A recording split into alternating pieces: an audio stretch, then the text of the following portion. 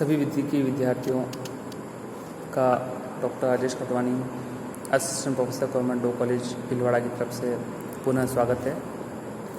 आज जो हम टॉपिक पढ़ेंगे वो पढ़ेंगे इंडियन कॉन्स्टिट्यूशन का एक महत्वपूर्ण टॉपिक है, डॉक्ट्राइन ऑफ सेवरेबिलिटी, यानी पृथक्करण का सिद्धांत।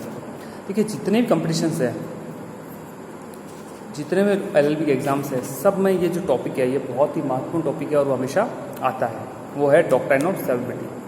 आपसे ये भी पूछते हैं कि डॉक्ट्राइन ऑफ सेवरेबिलिटी का जो सिद्धांत है वह किस में बताया गया है, कौन सा आर्टिकल में बताया गया है। तो यह जो सिद्धांत बताया गया है वह है आर्टिकल 13। भारतीय संविधान का सबसे महत्वपूर्ण अनुच्छेद अकॉर्डिंग टू लॉ जो है वह है आर्टिकल 13। ये ध्यान रखना बहुत ही इम्पोर्टेंट क्वेश्चन है, बहुत ही महत्वपूर्ण क्वेश्चन। आर्टिकल 13 भारतीय संविधान का बहुत ही महत्वपूर्ण अनुच्छेद है, जिसमें doctrine of severability, doctrine of eclipse, doctrine of judicial separation, ये तीनों को, व्हाट इज़ द लॉ को भी डिफाइन इसी आर्टिकल में किया गया है। यानी आर्टिकल 13 संविधान का मौलिक स्ट्रक्चर, फंडामेंटल स्ट्रक्चर है। चलिए हम आते हैं पृथक्करण का सिद्धांत क्या है, इसको विस्तार से या संक्षिप्त से समझाइए। देखिए, जब किसी अधिनियम का कोई भाग, जब किसी अधिनियम जो कोई एक्ट बना है उसका यदि कोई भाग असंवैधानिक हो जाए तो क्या वह संपूर्ण अधिनियम जो है वह शून्य हो जाएगा, इनवैलिड हो जाएगा, या उसका वह पार्ट ही केवल इनवैलिड हो। देखिए, आप जानते हो भारत देश में विधि की प्रक्रिया बहुत ही जटिल, बहुत ही पेनफुल और बहुत ही लंबी और बहुत ही खर्चीली होती है। जिस एक्ट को इतनी मुश्किल से संसद में पारित किया जाता है, यदि उस एक्ट को, पूरे एक्ट को असंवैधानिक घोषित कर दिया जाए तो उसमें जो खर्चा आता है, उसमें जो समय खर्च हुआ है उस एक्ट को बनाने में, उन सब का बहुत भारी नुकसान होता है। इसके लिए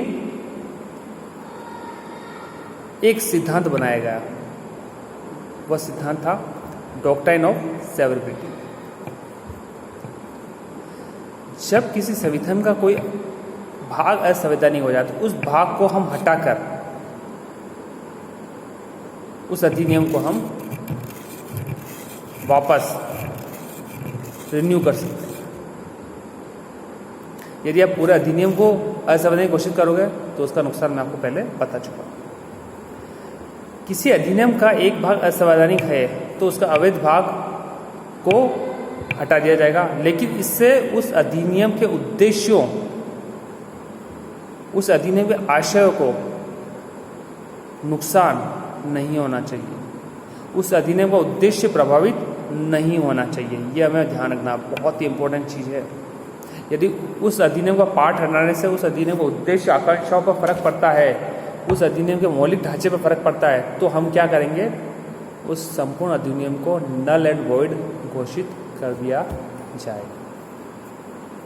ये ध्यान रखना। यह जो सिद्धांत है, यह सिद्धांत आर्टिकल 13(1) में बताया गया है। तो संपूर्ण अधिनियम अवैध घोषित नहीं किया जाएगा, केवल वही भाग अवैध घोषित किया जाएगा जो संविधान के भाग का या फंडामेंटल राइट का विरोध करता है। इस सिद्धांत को हम पृथक्करणीय सिद्धांत के नाम से जानते हैं और इसको अलग अलग केसों में बताया गया है, जैसे RMDC Chamarwala versus union of India. इस केस में इस संविधान को बताया गया, इस केस में इस जो पार्ट है पृथक्करणीय का पार्ट, उसको अच्छी तरह से बताया गया। एक ही गोपालन वर्सेस मद्रास राज्य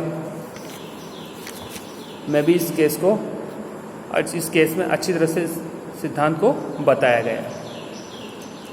एक और केस था Bombay Balsara versus union of India, Bombay versus Balsara, इसमें भी इस केस को अच्छी तरह से डिफाइन किया गया है।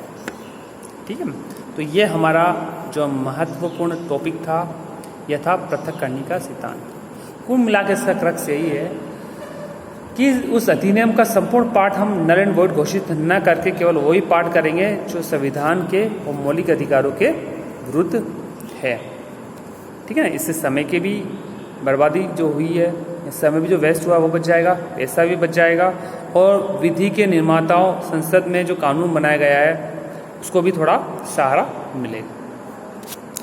इसलिए कहते हैं कि संसद में कोई भी कानून बनाए, व्यवस्था का जो भी कानून बनाए उसको बहुत ही सोच समझ कर ढंग से बनाना चाहिए, ताकि उसमें न्यायपालिका के द्वारा या जनता को के मौलिक अधिकारों का हनन न हो। इसी क्रम में अब हम अपना जो नेक्स्ट टॉपिक है वो पढ़ेंगे डॉक्ट्राइन ऑफ एक्लेट्स। ओके।